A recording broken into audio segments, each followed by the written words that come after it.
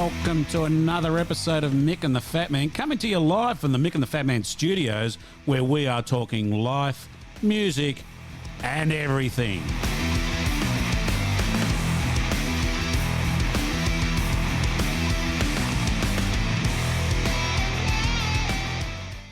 Well, welcome everybody to Mick and the Fat Man Series 3, episode number 12.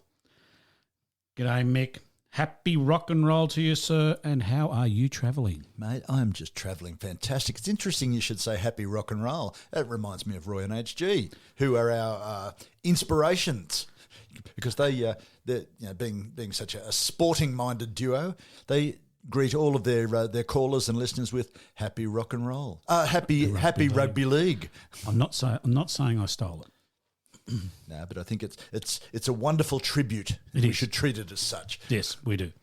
Mick, just quickly, I know last episode we talked about all the rock concerts that are going to be coming out in America. I know you're keen to fly over there, but I know that you're well, as you and I both know, you're a huge fan of music festivals, and when I mention one music festival, I know you just go bonkers, and that word is Coachella. And you said to me, Coachella, there's no place I'd rather be. Unfortunately, you missed it this year, but I know next year you're going to be right into it. You're going to be over there in the bloody desert of Las Vegas or wherever it is, somewhere out there, just digging the bit of Coachella and getting involved with as many influencers as you can. Now, Mick, one of the influences that you and I both love is, of course, what's her name? Lauren Gray. She's a fantastic person. But what she has highlighted is a major flaw in the whole Coachella thing. Apparently, and I know you're going to find this bloody amazing, apparently there are a number of TikTok influencers who say they are in Coachella but don't go. They go and rent a house nearby, dress themselves up every day, and never go. But tell their people that they're there, but they're not there. It is bizarre. It is ridiculous. And why is it going on? I don't know. But look, here she is talking about it. Okay, I haven't personally seen anyone talk about this, but I think it's hilarious, and I have to share it because it's Coachella. Coachella's like the influencer Olympics, right? It's the place to be. But most influencers, or a lot of influencers, don't even go to Coachella, and I think that this is such a wild fact. They'll go out to the desert, get like an Airbnb, stay with someone, get their outfits, get their hair, get their makeup, post up Coachella day 1, Coachella day 2, and they don't go to the festival. They don't have wristbands. They just drive their little butts out to the desert to take Instagram photos, make TikToks, get ready with me's, whatever, and then they drive back, and that's it. So if you feel bored,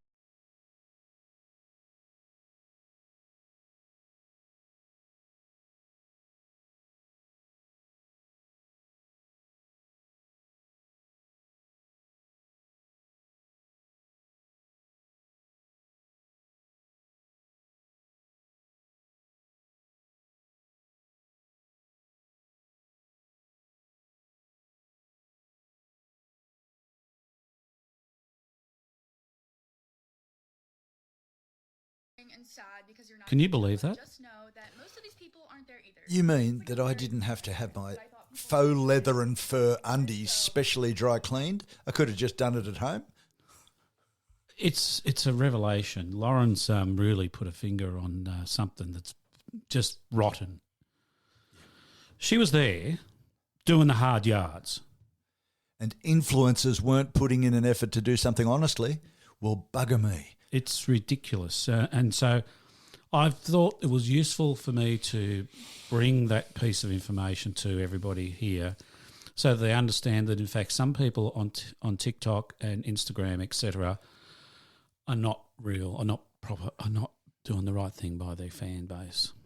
And this comes on at the same week that an influencer in Bali was arrested by authorities for having a photo taken of herself, sans clobber, with one sheet only over her body on a sacred tree.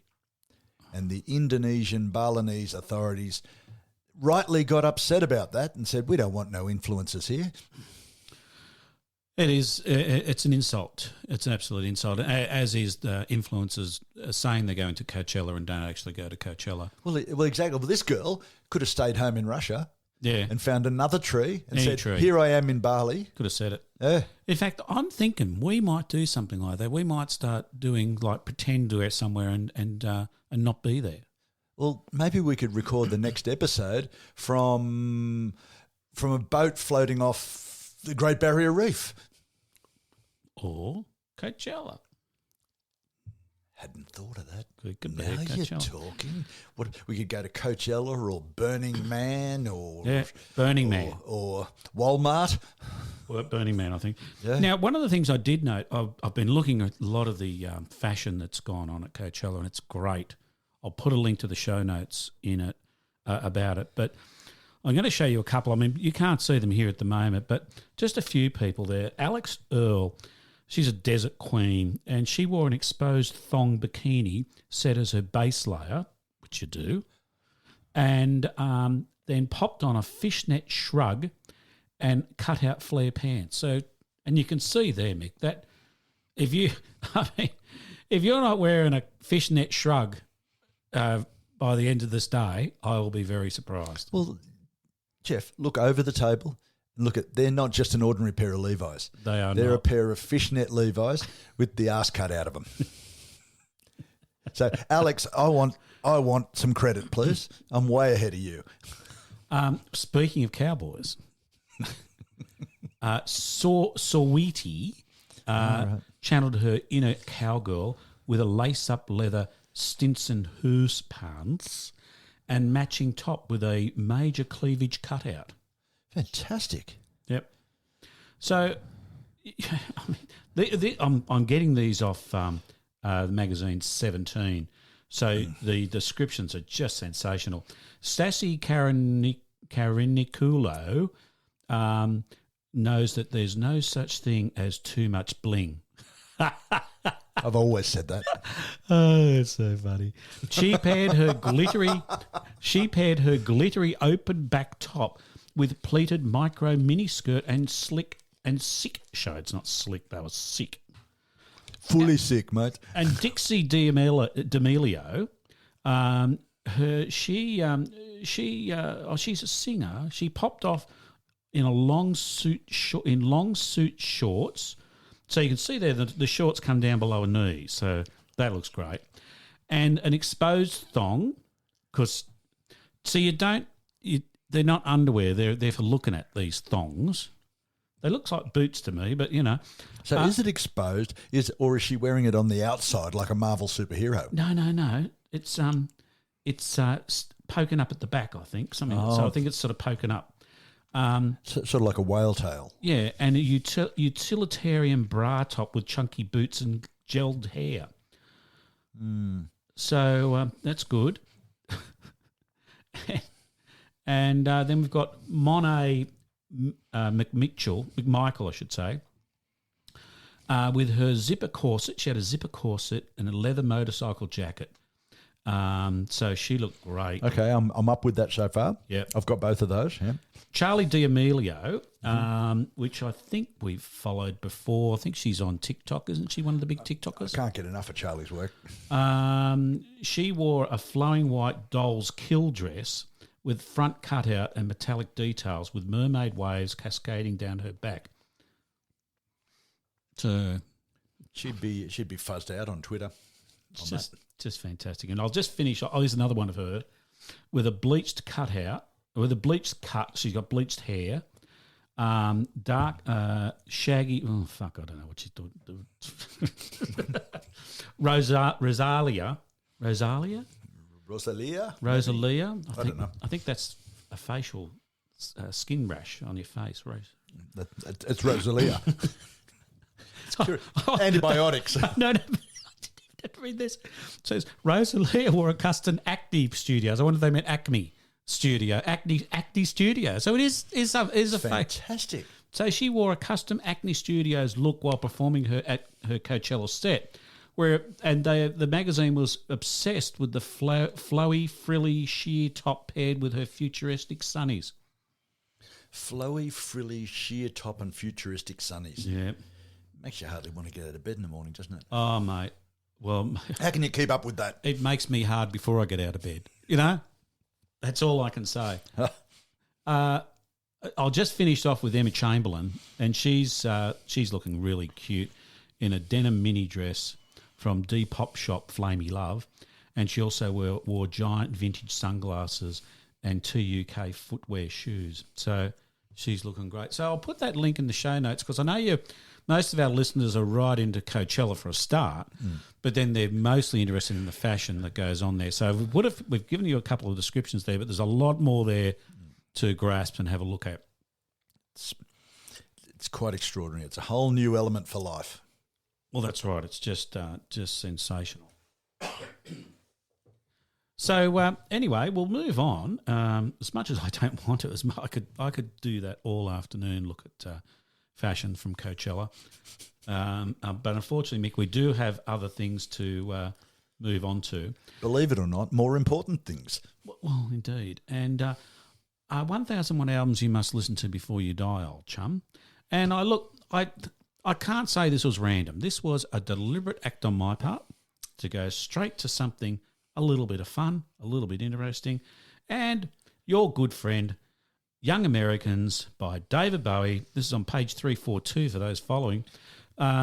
Produced by, there's an artist you don't see all the time, but he is there quite a bit, Mr. Various. He's the producer. 40 minutes, 20 seconds. In the Australian charts, it got to number 9 and was in there for 25 weeks. What do you think of it, Mick? What do you think of Bowie's Young Americans? Well, you know that I'm an absolute Bowie tragic. I think he's just wonderful. I want to be David Bowie once, but I got to tell you, despite the fact that it's got David Bowie on the label, it's a long way short of my favourite album. It's right in the middle of his most productive period. Yep. Station to Station, Ziggy Stardust Through Diamond Dogs, Scary Monsters. This one pales a little bit into insignificance, but it's still got some great stuff on it. It's Bowie, after all. Yes, but why does it exist? This is definitely like he's had off to disco, isn't it? Look, I wouldn't say that so much in that. I don't know that disco was maybe not disco, but more the dance scene. Well, yes. What he was trying to do was make it in America, as we all are.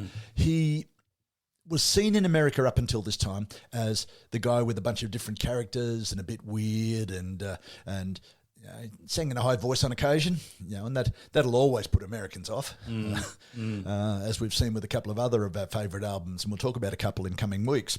The album, he tried to position himself as a soul singer, and albeit that he didn't claim it too seriously, didn't claim it too hard. He actually wrote it off as plastic soul, but he still sang in a deeper style of voice.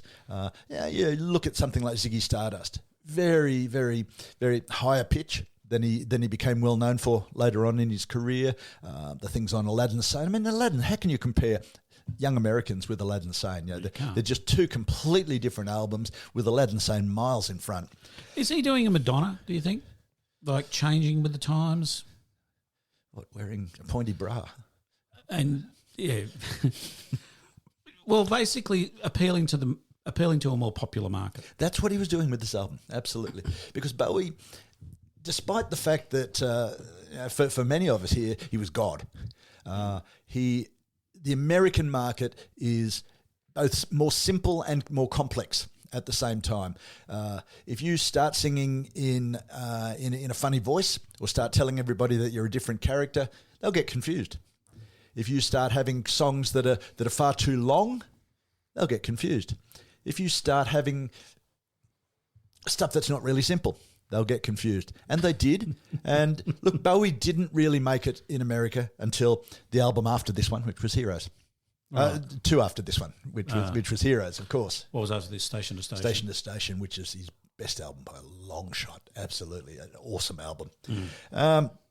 This album got some harsh reviews at the time. Now, this is back in the days before the internet spoiled everything and made everything available at your fingertips 30 seconds after someone had published it.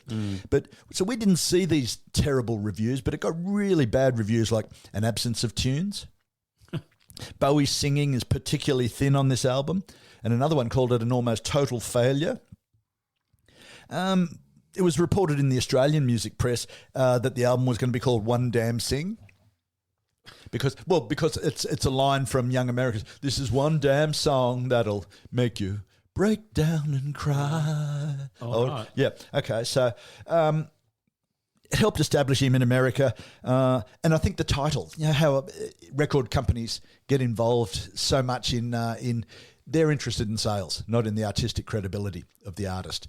And so calling something Young Americans automatically gets Americans' attention. If the songs have got to back that up, but calling it Young Americans, they can understand that. Oh, it's an album about us. Way to go. Yeah, fair enough. But as I said, it's got some great stuff on it, particularly with the involvement by John Lennon. Bowie and Lennon became good friends at this time. Really? Yeah, they did. And this is around Lennon's drinking and drugging period. Yeah, so, well, there you go. But, you look at the was this after his previous drugging period? Well, this is a different drugging period, right. Yep. Fame. Yep. And Across the Universe, which is a Beatles song that Bowie covered on this album. Both heavy involvement from John Lennon. I did not know that. Yeah. So Lennon did vocals, backing vocals, guitar, and general input and advice and suggestions on the whole album. So it's very much...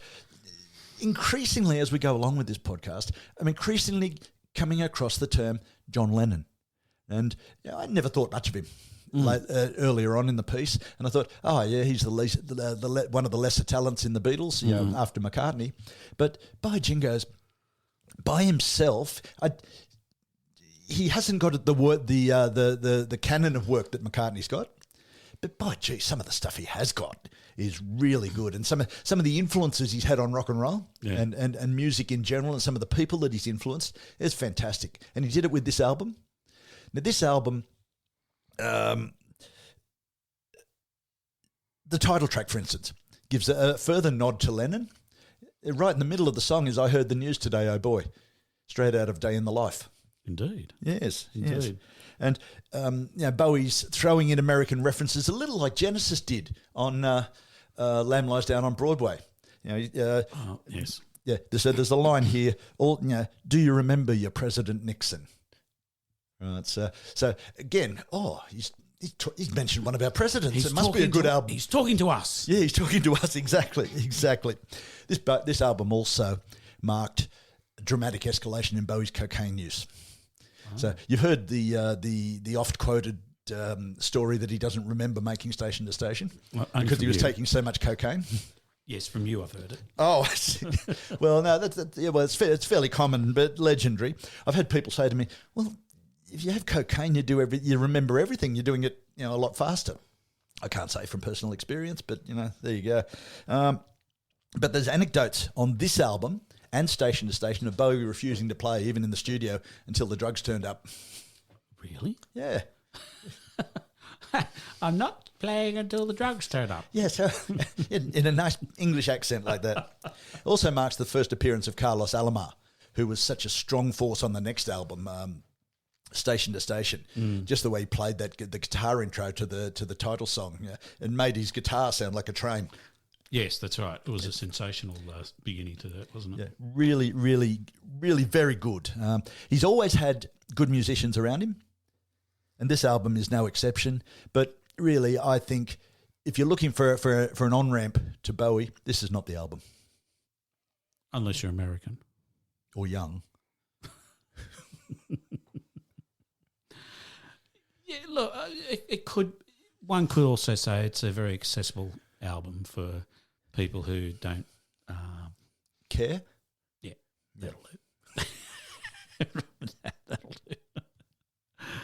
All right, well, I don't mind it, but I guess the interesting thing is that Let's Dance, the film clip, once again, this is we keep on coming back to what propels some of these albums to great heights and singles to, and that sort of stuff, is a good film clip back in those days. And that film clip was filmed in the middle of New South Wales in the deserts of south of Walgett, oddly enough, which has been in the news recently because they don't have any water. It's like it's a one-horse town, literally a one-pub town, and it's filmed out there where he made. Where did he do China Girl? Where was that? That was in the Harbourview Hotel at the Rocks in Sydney. Right. Well, so that was during Bowie's Aussie pubs period. This is another one of his pubs. That's right. It's just after or before the cocaine period? After the cocaine. He doesn't remember the link.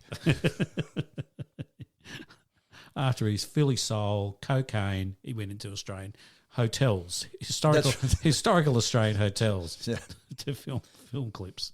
Well, I'll give a bit of a flag to something that's coming, and in a couple of episodes we're going to talk about Thriller by Michael Jackson. Indeed. Which, without giving too much away from the episode, that album and those songs on it, particularly the Thriller film clip directed by John Landis, actually marks the period where film clips became a viable artwork in themselves and became a tool whereby you couldn't promote an album without. God, the English in that sentence, how tortured is that? Yeah.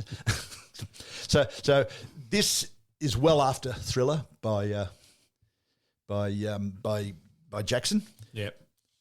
What year was this? So no, this album is not, but the Aussie pubs period is well after. Is well after Thriller by Jackson, and we're going to talk a whole lot about that and how single-handedly he completely changed the promotion and marketing of rock music. He did indeed. All right. Well, thank you, sir. Let us move on. I feel it's time we grappled with the Globite school bag. Yeah. It's pretty heavy today. Is it? Yeah.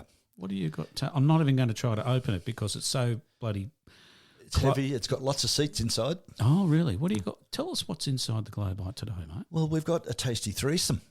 Oh, I do love a threesome. Yeah, and who wouldn't? Who wouldn't? Who would not love a threesome? Particularly when one of the threesomes wears a cape on stage and surrounds himself with mountains of keyboards, and it's Rick Wakeman. Ah, Ricky boy. And just to compare that completely, it's BTO with Not Fragile.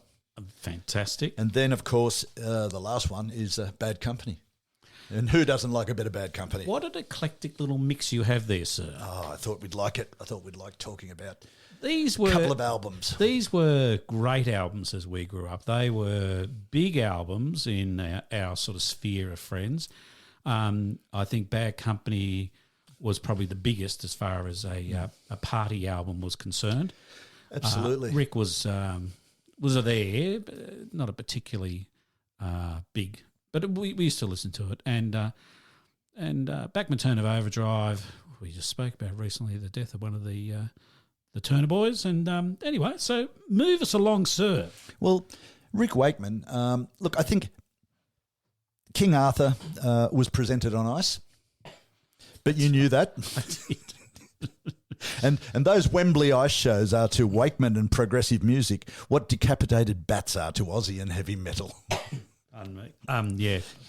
And Mickey turns up occasionally, does a guest appearance on there from Disney on Ice. They get down there and get a few characters down there with him. Well, and who wouldn't? Yeah, because it's pretty goofy, really. I know you loved it. I think anything that's on ice is just fucking stupid. just when I see all those things, I thank my lucky stars that those whole ice spectaculars didn't exist while my children were young, and that I didn't have to go to them. I've been to see one at Disneyland. It was bloody awful. Oh. You take a perfectly good cartoon type movie, and you think, oh, this is a good movie. Let's put everybody on ice skates and make them skate around a big thing. That's right. And sing the songs as well. It's perfect. Mime the songs. songs because they're too busy to sing them. They could be on roller skates or rollerblades. Yep. Yeah. Anyway, So we're talking this album is Journey to the Centre of the Earth by Rick Wakeman, which was, I think, kicked him off on his little journey. he did have some. Well, he did have Henry the Six Wives. Wasn't that later? That was earlier. I'm pretty sure. Doesn't matter. Yep. I'm running to my charts book now because I'm not. Now you put doubt into my mind. It could have been after. Anyway, but I kind of like it. It was I know a little you bit did. corny, Yeah. but I kind of liked it for I don't know why.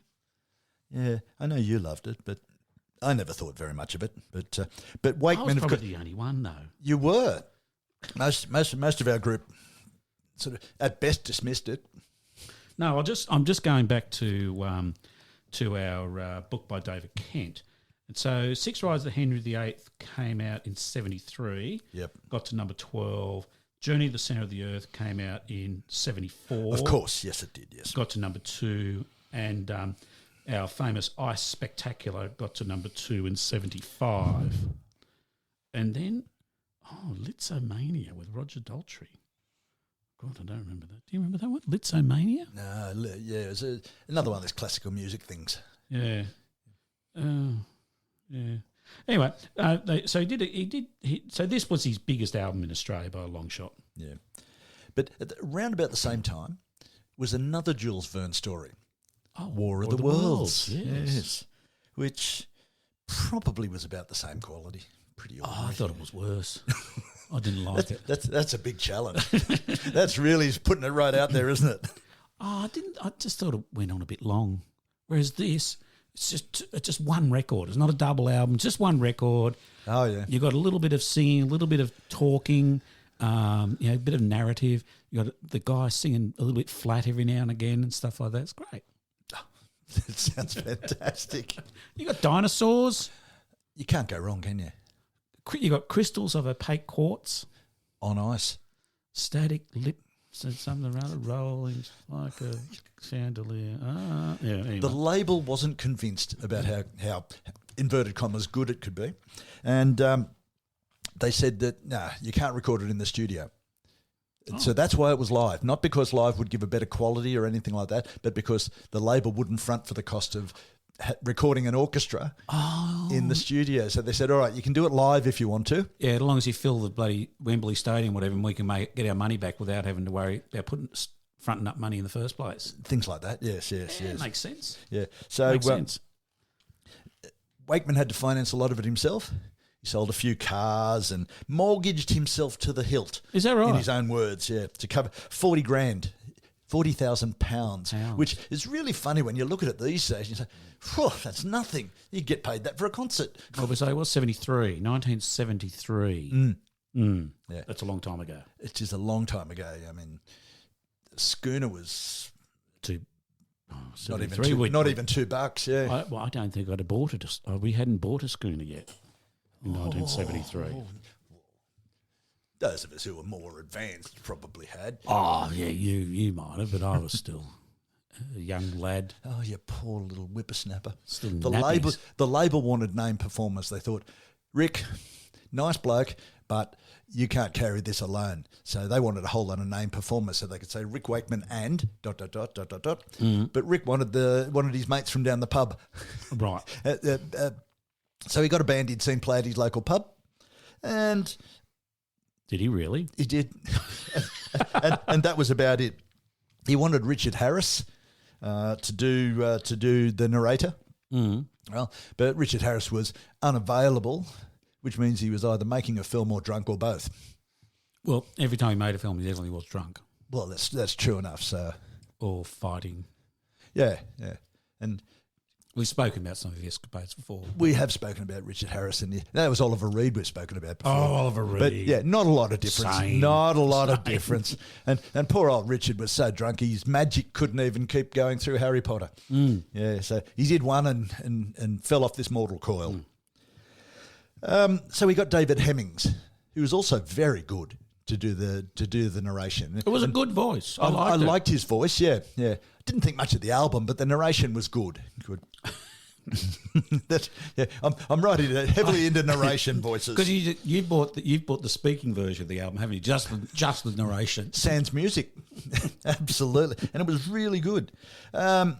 This sort of that narrator type thing, stories that need a narrator to tell the story, is very different from a spoken word album. Like something like Lou Reed would put out, or the fella who did Desiderata. Well, if a picture paints 1,000 words. That's the one, yes. Why can't I paint you? Because you haven't got a brush, you bloody fool. Yes. The album lasts 55 minutes. Well, the recording was 55 minutes, but given the time, they cut it down to 40. So they edited it down to 40 minutes so they could fit on the time constraints of an album. Yep. Recorded, as you say, in October 73. It was scheduled, believe it or not, you'll love this, it was scheduled during a break from Yes touring Topographic Oceans. Wow. So, yeah. So Wakeman, coming from that background, he already had me on side straight away. Yeah, that's right. They had to, he had to get all his gear out of the back of the Sammy. So Yes pulls up. If all his gear's at the front of the Sammy, they got to pull everything out, get all his fucking shit out because he's got like 50 fucking. Well, I thought keyboards. he had the whole Sammy. He would have with his keyboards and his capes. And he he didn't have a Sammy for the capes. He had sort of a one-tonner filled with his capes. Capes and his nice outfit. Yeah. Because he had a lot of keyboards. Because he was in a U-shape. It was like a U-shaped kitchen, wasn't it? He could do all his cooking in there. Well, while he was on stage. You just set the bloody thing to keep playing on reverb. It's going... And then you hear... Just dicing up an onion. A&M didn't like it when he recorded it. Oh, really? Yeah, they said, this is crap. They refused to release it. Did they? Yeah. So I'm right on A&M's side on this one. They should have stuck to their guns. But Wakeman sent a cassette. Remember those things? Oh, I love a cassette. Yeah, he sent a cassette to Jerry Moss, who was one of the founders of A&M, Herb Alpert and Jerry Moss, A&M, in California, who listened to it and for some reason, he's probably regretting it for the rest of his life, agreed to release it. A&M in England still hated it. They thought it was rubbish. But funnily enough, the public thought it was good. Yeah. It got 50,000 advance orders before they even put it in the shops. It was a good album cover as well. Well, looked like something that Marvel Comics would have picked up later and put in front of one of their movies. Yep. Yeah. Well, you know what? I listened to this album literally 6 weeks ago, before we even talked about doing this. I actually listened to it and I thought, really? I like it still. Oh, I'm glad. I really do. I'm glad it makes Like you the happy. Kicks off and yeah. It gets a bit shit in the second on side 2, but side 1's solid. Well, that was one of the advantages of the LP era. Yeah, you'd play the side CD. you like. It would just play through. Play the side you like. No, it did sort of wander a little bit in the second half after the because they have the that's right, they finish on side 1 with the fight in the ocean, I think, and then it just sort of drifts as they wander off, and then they get spewed back out of the volcano and end up in different parts of the world or some bloody thing like that. I can't remember exactly. Yeah, it does wander, but that first half, solid as rock. Didn't get reviewed well. It got reviewed mixed. So some of the good reviews said it comes over magnificently, a striking work which only occasionally lapses into pretentiousness. And that's one of the good reviews. Oh, that would be good. Yes. There was occasionally latches into Yes. And another one called it an interesting conglomeration of orchestral and synthesized music. Of course, not all of them were that good. All right, come on. Some called it a classical pastiche and genuinely appalling. I think I wrote that one. and another one called it brutal synthesizer overkill. I must admit, the fact that he could amass so many synthesizers back in that time, that's pretty good going. Well, still fairly early on. you had to sell some cars to get those had to sell synthesizers, them. of course. Yeah. Because the synths would have been expensive. Yeah. And they probably didn't, and I think back in those days, each synth did certain things, so you couldn't actually buy one that did it all. Yeah, that's right. Yeah. So you had to buy 27 to do 27 different sounds. So he needed to create, pre the wall, he built a wall on stage. Built a wall. Yeah. Then he eventually knocked it down. Yeah, I would say so, yeah. I wonder if he still has all the bloody keyboards set up if he plays live nowadays. Because he only probably needs one. I would say so. Yeah, yeah. But I bet you he still has 57 sitting there looking good. To look good, yeah. Yeah, well, yeah. I saw a fella by the name of Keb Mo the other night. Who? An American bluesy type fellow. He was all right. At the theatre at Marrickville. Oh, okay. Anyway, he was all right, but he had a keyboard player who had two keyboards. I thought, he's a blues singer. Why have you got two bloody keyboards? I thought, just flick a switch. Yeah, that's right. That's all you need to do. But there you go. But he may have had them set up so he could. It's less messing around between songs and shit like that. I think he possibly did that. Yep. Look, have we done enough of? I think we done enough of Rick Wakeman. Yeah. Oh, here we go. There's a site called Discogs, which people might want to have a look at. I don't know if you've had a look at it, but it's great. It's it gives you an idea of the breadth of what albums have been released. So if you've got an album, some albums have got 200 different versions in different countries and box sets and gold plated toilet rolls and all sorts of things. But they also have reviews. Oh yeah, where people who've listened to the album can leave their comments, and and there's one there called this album influential but overdone, but it does hold some interest as a historical piece, providing a view back to the oh-so-earnest days of grandiose prog rock. And for that reason alone, it can be seen as something it never was at the time. Fun. I don't think he liked it. I actually like going just to Wikipedia for the albums when we're looking at albums, because there's often quite a interesting lead up to how the album was recorded and stuff like that, which is actually quite interesting. Not so much the review of the album, but where they recorded the album, who was there, how all that sort of stuff. I find that actually. What instruments had been left in the studio? Was there any Celestas there? Any harmoniums or any of those sorts of things? Were bells. They lined? Tubular bells, were they lying around? Yep. Are there any tubular bells on this album? I don't think none whatsoever. There could be. They're just back in the mix somewhere. No, if he couldn't fit it into a synthesizer, he didn't want to know. Just an aside here, Mick. Live albums, rock albums usually, rock musos, recording with orchestras. What do you think of them? In general, pretentious as buggery. Sometimes there has been the occasional good song. Funnily enough, Tommy wasn't too bad. Oh, The original live version of Tommy with the Who and every other person who had a claim to fame in the 70s in the UK. And the orchestra was really good because what's his name, Townsend, had written the songs with a view to having that overture from the start and having an orchestral feel all the way through, because he wrote it as a rock opera. Yeah. But in general, to take a song that's not written that way and then put an orchestra with it, gilding the lily. I didn't mind the Elton John one with the Melbourne Symphony Orchestra that he did when he was out here. His voice was shot. He had the flu or something like that, so his voice is a bit fucked. But the album's not too bad because he's singing mostly his ballad type stuff. Yeah. And in some cases he does have orchestral arrangements in his songs anyway. But I think in general it's a fail mostly in general.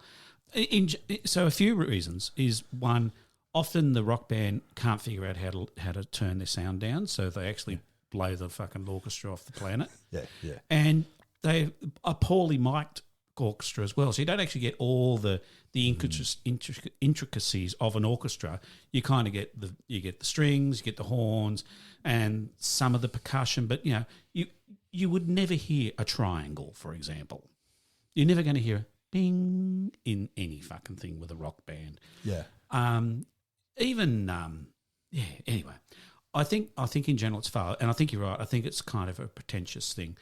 If they bring the orchestra into the studio and record it with it, that's a different thing because it's usually properly arranged and all that sort of stuff. And the poor bastard with the triangle is still outside because he couldn't fit into the room. Couldn't fit in, too small. Yep. Anyway, I think we've done Mr. Wakeman.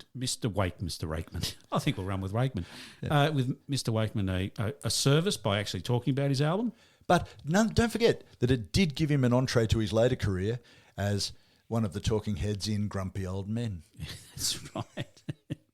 Where he was regularly spotted down his local complaining about everything in society. Grumble bum, another grumble bum. Yep, absolutely. Let's move on. What do you got for us next in our little threesome? Well, mate, if I said to you, baby, you ain't seen nothing yet. You get me going. You'd get a bit of wood going there, wouldn't we? Ooh, baby. Yeah. Not Fragile. BTO. It was every single party we went to. Couldn't help it being played. It was the album, the go-to album to get a party going. Yeah,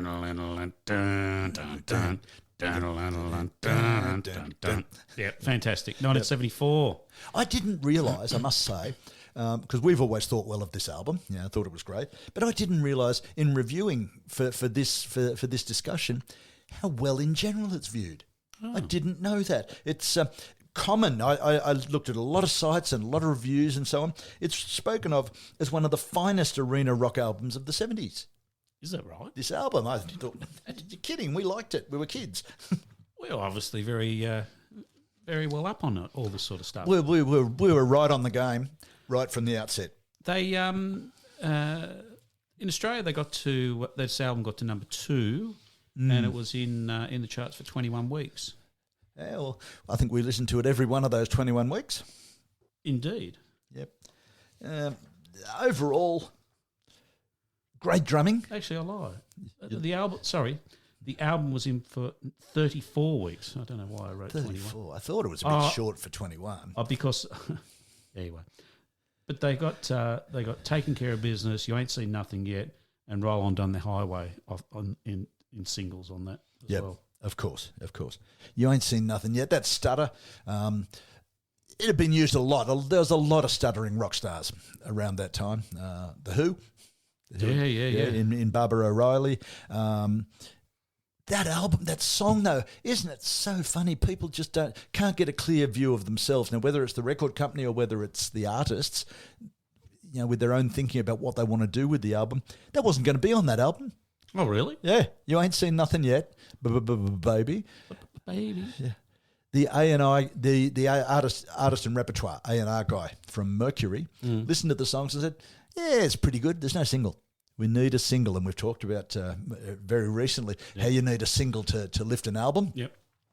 And said, what else you got? So they played him that one. He said, that's it. Get that on the album. That goes on the album, and the rest, as they say, is history. Shut the book.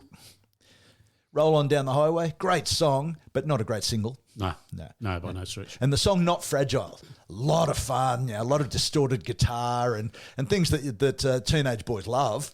But again, not a single. It's not going to play on 2SM. Good guitar band too, weren't they?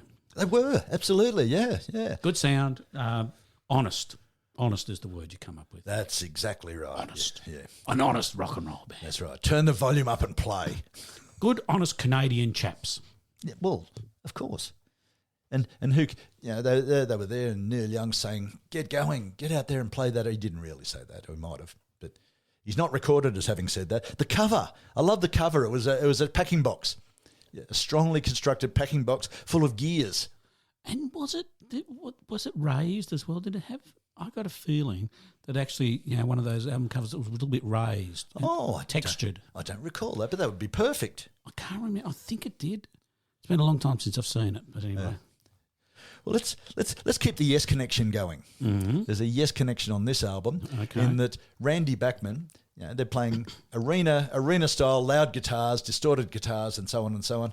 Couldn't for the life of him understand why you'd call an album fragile. Right. That's where the name of the album came from. Yeah. So he says, bugger that, in his own Canadian colloquial way. He said, ours is not fragile. That's great. Isn't that great? That is good. Yeah. So he thought, our music is so tough it can be dropped and kicked around. And that's why the album is such. Can be dropped from a height of greater than 1.2 metres. Exactly right, yep. Yeah. It's not fragile. Yeah, great band. Great band. Yeah. Loved it, had a great time listening to it a lot, and played it at a lot of parties. Yeah, it was a well respected party album, wasn't it? Indeed. I don't even remember why we had parties we had a lot of them though, didn't we? We did it, yeah. There was nothing special about it. Just get together, play Not Fragile and drink beers. Did drink a lot of beer. Did we play any other albums? I think we might have played the next one. I think we played plenty of albums. Yeah.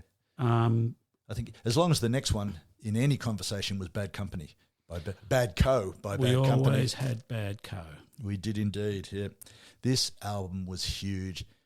Overall, it was bigger than Not Fragile. It was fantastic. Interesting, it didn't get it only got to number 6 in the Australian charts. I know, but it was bigger in our minds. But it was in for long. It was in for 41 weeks. Yeah, he stayed around. And that song, can't get enough. For a genuine count-in, not a 1, 2, 1, 2, 4. They're only rock musicians, so they can't count beyond 2. 1, 2, 2, 2. So 1, 2, 3, 4, and that beautiful ba-dum-bum, 3-note drum beat, and it starts off with Mick Ralph's guitar. Can you believe that Mick Ralph's came from the band called Humble Pie? Okay. And that band rejected that song. Mick Ralph wrote it. And Humble Pie said, nah, it's not good enough. It's not going to be a hit. Rubbish. So he said, bugger you. He went off, and I'll talk in a moment about how the band was formed, but he went off, and look how big that song was and what a career it started. Some amazing people on this band, run us through indeed, yeah. Well, Paul Rodgers, regarded for a very long time as one of the finest rock vocalists ever. Very, very strong voice for doing that arena type rock. A very soulful voice. He could sing slow and quiet as well, and had a lovely tone and timbre to his voice. But also a great performer on stage as well.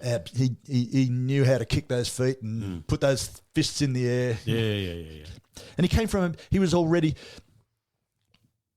already a success when Bad Company was formed. He was in another huge band at the end of the 60s called Free. For those who are listening, think, I've heard that name. Think about All Right Now or Wishing Well. Fantastic songs. They are just fantastic songs. They're in the rock canon, will never be forgotten. They're right on there as if you want barbecue rock, there it is. Someone should re-release those songs and do them well. I think so, yeah. They're certainly waiting to be treated. Mick Ralphs came from another band which was big in the UK, not so much in Australia or the US, Mott the Hoople, okay, who had a big hit with Bowie's song All the Young Dudes, because Bowie was a friend of theirs, and they did well with that, but not enough to break through that ceiling. Not a huge fan. Yeah, exactly. Then there was Boz Burrell, who was in King Crimson. King Crimson's another one of those bands that love the people in it, love the players, everything else they've done, but together I find King Crimson fairly boring. I do too. Yeah, extremely. And Simon Kirke was also in drums. He was on drums in Free with Rodgers. Yeah. Now, funnily enough, Rodgers is on tour. Free's broken up, and Rodgers is on tour in a band called Peace. Peace, and they toured backing Mott the Hoople. So he met Ralphs. That's interesting. Yeah, and they got to talking, and Ralph said, "I've got this great song," and it exactly said, "I've got this great song." And Roger said, "Let's have a look at it." He said, "This is great. I can make this a hit." So Bad Company was formed. Absolutely. Yeah, the bass player, they really put a lot of planning into getting a bass player. I mean, Boz Burrell was terrific. He was a great player and he did really well. But they looked at someone like John Wetton. Oh, yeah. Who had also been in King Crimson, but he was also in Roxy Music. Yeah, I remember the name. Yeah, John Wetton. So he's played a lot. And they selected Burrell because when I say to you Bad Company, do you get the image of a straight-up rock and roll band who just want to play? That's why they picked Burrell. Because of no-nonsense attitude. He wasn't a prima donna. He says, let's just get out and play. Yeah, good. Yeah, and that's terrific. They came into the Led Zeppelin orbit really quickly, and you can hear that in the sound. Peter Grant, who was Led Zeppelin's, the big fat guy. I know the one, didn't take shit from anybody. And he said, yep, you guys are great. And he was they were the first non-Led Zeppelin signing to Swan Song, which was Zeppelin's own private label. Yep. And he didn't like the name. He didn't like the name of Bad Company. So he tried to change it to something else. And Rogers was already used to this with record companies trying to change his name. Free, the record label Island, of all things, wanted to call Free the Heavy Metal Kids. Oh. Would it have had the same resonance, do you think? Heavy Metal Kids? No, I think, no, that's stupid. Stupid. That's right. And if they changed, if he'd folded, then we might be talking about a whole different line of history. What a stupid fucking name. Yeah, absolutely. Yeah. Metal Kids. Yeah. Sometimes record labels can contribute. Sometimes you're best off ignoring them. Yeah. It's like people who design cars. You know, they take a perfectly functional car and fuck it up to make it look prettier. That's right. That's exactly right. Yep. They were going to record the album, and they've just met up with Peter Grant, who signed them to Swan Song. Yep. And Led Zeppelin was going to record Houses of the Holy at the Manor in England. Mm. They got held up. Couldn't get to the studio, but they'd already booked and paid for it. Oh. So Grant says to Rogers, "We've got 2 weeks there. Can you get in?" Being used to Led Zeppelin, spending a lot of studio time and doing all sorts of things, you might get 1 or 2 tracks down. Oh, shit. So they got in 2 weeks, thanks very much, and they got the entire album down, plus a couple of B-sides, plus a couple of other songs that they rejected. I said, right, we're ready to go, Peter. Done. What do we do now? Done. Yeah. So they're no nonsense. They were really good. The sound that you got was what they were. Yeah. Yeah, very, very much rock and roll. The cover, believe it or not, was designed by Hypnosis. Oh, is that right? I Yeah. did not know that. Yeah, plain black with simple lettering across the cover diagonally, and they invented the lettering, the font, for that. With a capital initial for B and C, and the rest of the letters were capital but small. That's right. Yes, yeah, I've forgotten. yeah. And all the individual letters, the smaller letters, were all individually underlined. So very simple cover. They didn't have to bugger around with a photographer and getting a photo of the band looking happy or angry or whatever else the mood was supposed to be for the album. Bad Co. It said everything about the band, everything about how they started and recorded and the songs. No nonsense. No nonsense. Let's just get out there. Yep. And from my memory, there was nothing on the back cover except the songs and Exactly. no lyrics or anything like that. Very simple album. Yep. Yeah. And so they To be honest, you didn't need lyrics because you actually could understand what he says. He's very clear at enunciating what he had. They didn't have a lot of complex lyrics, not a whole lot of arty references. No. Nah, it was, I can't get enough yet. of your love, baby. Yeah. Exactly. The songs on the album were terrific. Yeah. Can't get enough. It's a typical Bad Company, Led Zeppelin almost type song. Zeppelin could have done a song like that very easily. And I've heard it described as strutting love man pout. Fuck. Oh, yeah, I know what you mean. Yeah. And I knew the song, know the song really well, but I went back and as I said at the start, that 1, 2, 3, 4, ba-dum, bang, that great. guitar, drums, intro, perfect. You cannot get a better rock and roll intro than that. It just right from the second you hear something, you know you're in for a rock and roll journey. It's great. It's really good. Yep. Yeah. Bet the guys in Mott the Hoople are thinking, Jesus, I wish we'd recorded that. Not Mott the Hoople. Yeah. Was it Mott the Hoople? Yeah, Mick Ralphs was in Mott the Hoople. Oh, Mott the Hoople. Oh, what was the other song you said? All the Young Dudes. All the Young. Yeah, that was a Bowie song. Yeah, right. Yeah, many of the other songs on the album, all driven by power chords. Yeah, fairly obvious in the 70s. Yeah, you're either going to be art rock or power rock, one way or the other. Power rock. I love the term power rock. Yeah. What does it mean? Nothing. It's just nonsense. It's just big chords. Yeah, Just exactly. big chords. That's all it is. Yeah. On that album, Moving On is a really nice song. You listen to it. Again, it starts similar to Bad Company. And it's the typical, there's no pouring out your heart here in the lyrics. There's, Yeah, I've got to be moving on. I've got to keep moving. I'm a rock man. Yeah. So it's it's a well-paced album, isn't it? You know, there's the Beautiful pacing, yes. and it's an album. The other thing, you know, you really feel it's an album because there's the rock, there's sort of a ballad sort of style, and then more rock and that sort of stuff. And I think they repeated very similar formula for the second album as well. It's very similar. Straight Shooter, absolutely, yes. I enjoyed Straight Shooter. The funny thing is, of all bloody things, my mother had that album. I think someone must have left it in her lounge room by mistake one day. Mother? Yeah, she had. Really? So Did she ever play it? Can't imagine. I don't imagine she even knew who Bad Company was. I can't imagine it at all. Someone's left it there. Yeah, I'd say so. But you wouldn't let me pinch it. Oh, really? Yeah, how rude. I'll take that for you, Mum. Yeah. No. Yeah, it's Straight Shooter. As you say, I think it's as good as Bad Company. I do too. I don't think it wasn't quite as successful. Yeah.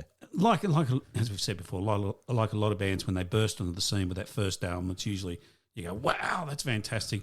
And it's always very hard to back it up with the second album. Yeah. But I think it's a great album as well. I think particularly Shooting Star, the single from the album was really good. Yeah. And you look at the lyrics, Johnny died one night, died in his bed, bottle of whiskey, sleeping tablets by his head. Oh, nice. Yeah. Nice. Subtle. That's good. Yeah. Fucking sledgehammer.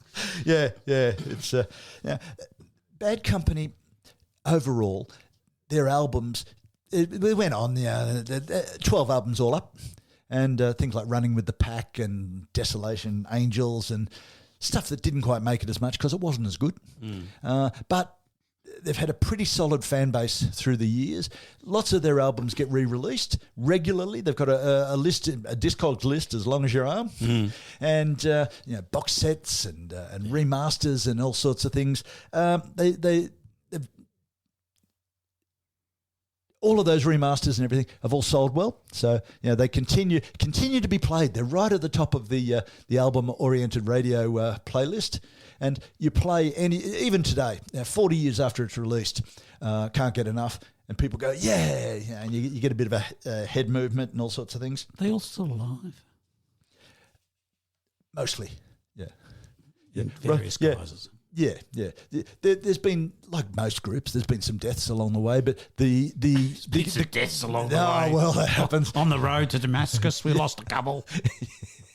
But the core group, Burrell, Kirk, not Kossoff, he was in Free. He's dead. Rogers, Kirk, Burrell, and Ralphs. They're still going, and they're touring again, as you do. I think I've actually seen a couple of their concerts on YouTube. If I find them, I'll put them in the show notes. Yeah, I think that'd be good. Yeah, very good live. But not everybody's cup of tea. Again, looking through for reviews, there's one thing about this podcast. We didn't have the reviews at the time.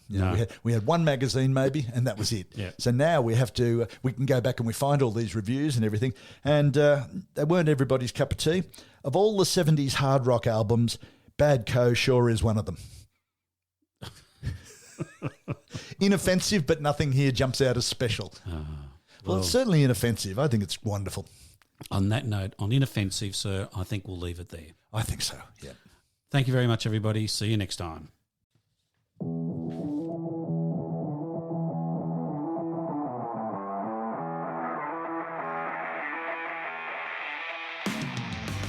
Well, that's a wrap, and thanks for listening. Don't forget to subscribe. It's free.